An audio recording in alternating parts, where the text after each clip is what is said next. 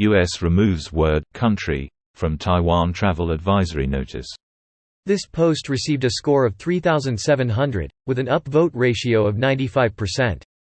Here are the top comments in response to this article.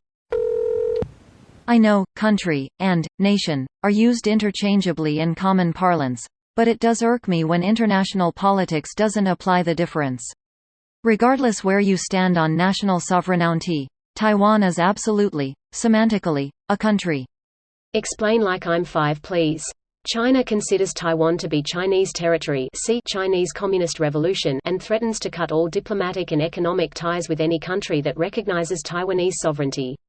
It's resulted in a lot of countries officially not recognizing Taiwan as a country, but unofficially treating Taiwan as they would any other country.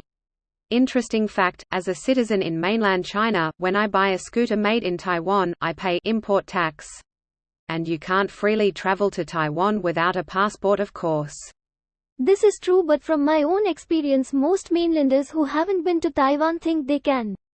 Many don't even know they have an entirely separate government.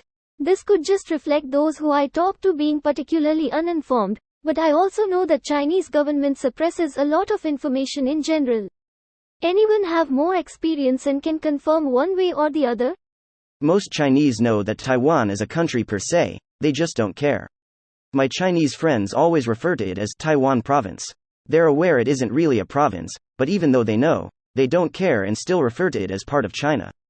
They also usually refer to the Taiwanese government as Taiwan authorities, rather than an actual government. Use Google Translator if you need. Greater Than China is pretty bad at historical revisions and shit. But most, not all, of it is honestly not the North Korean level that people think it is. It doesn't have to be when the populace actively participates in the charade. Isn't that true for any country though? People just don't care about the truth enough to seek it out. I've argued with an embarrassing amount of Americans that denied that Hawaii was a military annexation, or that the CIA helped to install dictatorship in South America. If a Chinese person wants to know about the horrors of the Cultural Revolution, they will surely find it. Just like the American dude about Saw. The thing is that there's stupid people everywhere. They just don't care. I'm not trying to turn this into a whataboutism really. I'm just trying to show that this kind of herd mentality is extremely common between people, no matter where you're from. Sort of, but also not really. Folks in the PRC actively participate in keeping certain pieces of information obfuscated. Even if a person attempted to seek certain things out, they couldn't really do so safely without drawing the ire of the CCP. In other, freer nations, this isn't so much an issue. Apathy exists everywhere.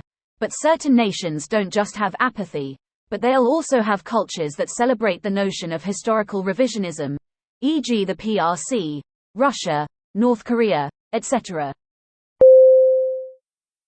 This video was automatically created by Reddit to speech. The article and comments in this video were selected from Reddit according to their upvotes, and any paraphrasing was performed by smmry.com, without any human intervention.